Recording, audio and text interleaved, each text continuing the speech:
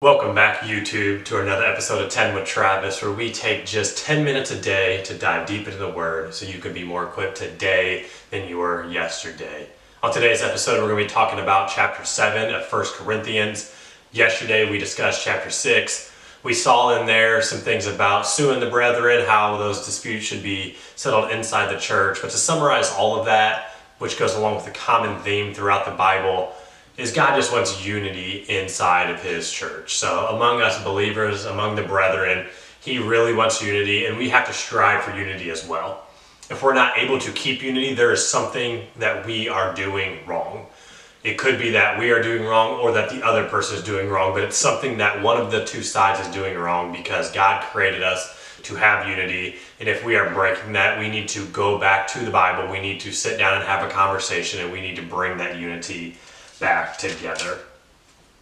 Paul then, towards the end of chapter 6, talked about fleeing from sexual immorality, and that does transition us right in here to chapter 7, where he talks about the principles of marriage, and then he talks about keeping your marriage vows. So there was some sexual immorality going on in Corinth that was very popular, which we've talked about, and because of that, he's kind of advocating that if you can't control yourself, it's better to be married than to not be able to control yourself and have sexual immorality live throughout your life. So he's telling them to be married, but as he says in verse 6, but I say this as a concession, not as a commandment. For I wish that all men were even as I myself. But each one has his own gift from God, one in this matter and one in another. So what he's saying is it's better to not be married. And again, we're not going to go into all the semantics. And if you have issues in your marriage, or you want to learn more about marriage, or how to better your marriage or deepen your marriage, or some things that might be holding your marriage back, definitely reach out, because we're not going to go too far into this. And that's something that you can't get in 10 minutes or less anyway. But this could be a good spot where you kind of know where to jump into the Bible. So chapter 7 deals with this a lot. And again, we're just going to touch on it very briefly. So again, he said that it's a concession to get married, that if you can't control yourself. Now, that shouldn't be the only reason you get married. You shouldn't just get married right away because you can't control yourself.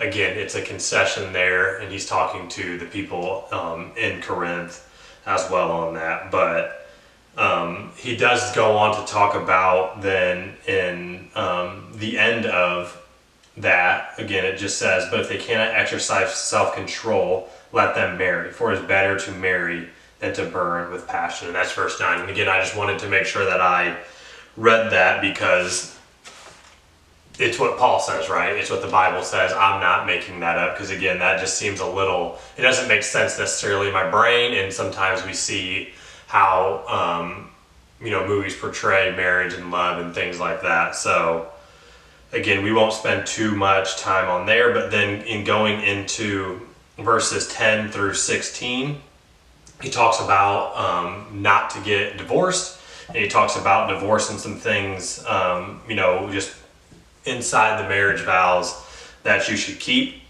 Verses 12 through 14 say, but to the rest, I, not the Lord, say, if any brother has a wife who does not believe, and she is willing to live with him, let him not divorce her.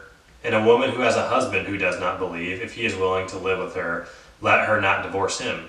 For the unbelieving husband is sanctified by the wife, and the unbelieving wife is sanctified by the husband. Otherwise your children would be unclean, but now they are holy.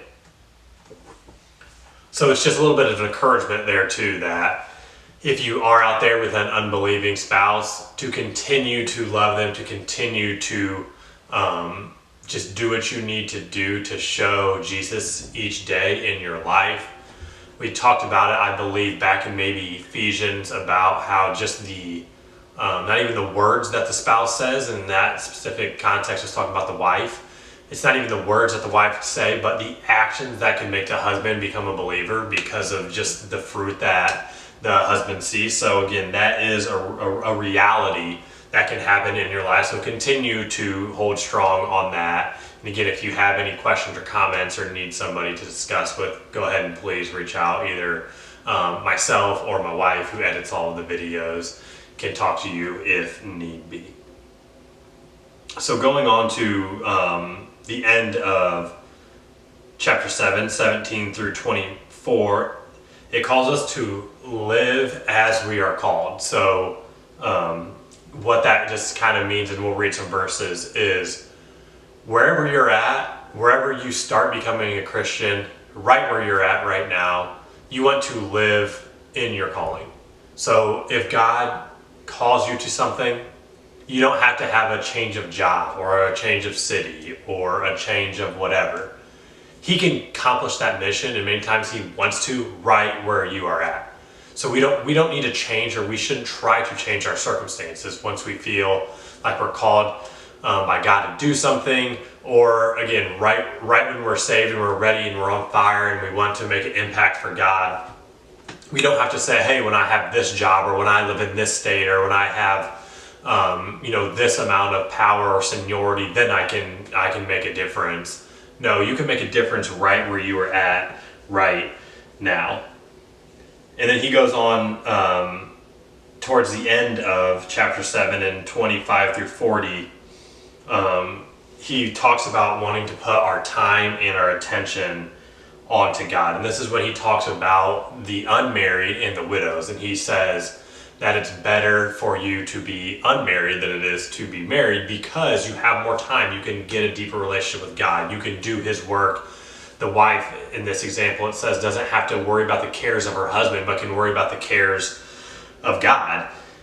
And in verse 32, it says, but I want you to be without care. He who is unmarried cares for the things of the Lord, how he may please the Lord. But he who is married cares about the things of the world, how he may please his wife. There is a difference between a wife and a virgin. The unmarried woman cares about the things of the Lord, that she may be holy both in body and spirit. But she who is married cares about the things of the world, how she may please her husband. And this I say for your own profit, not that I may put a leash on you, but what is proper, and that you may serve the Lord without distraction. So this is just an encouragement to those that want to be married and are single. Don't rush it. Go ahead and live in the moment, as we talked about. Live where you're at right now, where you're called, and make that impact, because you can't go back in time. You want to make sure that you don't look back and say, I wish I would have done more. I wish I would have used my free time to serve the Lord more, to be obedient to what he's speaking to me on there. So verse 38 says, then he who gives her in marriage does well, but he who does not give her in marriage does better. So again, the unmarried have the advantage. Now again, totally fine to get married, and that can be something you strive for, but it should never be a void that you want filled in marriage. You need to be totally filled with Jesus before you get married, because if not, your spouse is not going to fill that void that only Jesus can fill. So again, to recap, I know it was kind of a lot, and it was kind of jumpy on what Paul has here. Is we first just talked about the principles of marriage.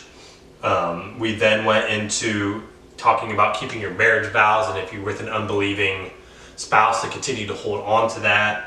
He then talked about living right where you are called. Another example he uses, if you were a slave back in that day, if you were a slave, live in your calling as a slave. Don't worry about being free in the natural, because you are free in the spirit. And then at the end, he closed by talking to the unmarried and the widows, just telling them at their advantage of what they have, because they have the time, they have the energy, they have the ability to serve God at a higher capacity sometimes than married people do. So that does it for chapter 7 today on the 10 with Travis. If you'd like to support the network, or you got questions or comments, please see the ways below in the description. I thank you all for tuning in, and we will see you next time on 10 with Travis.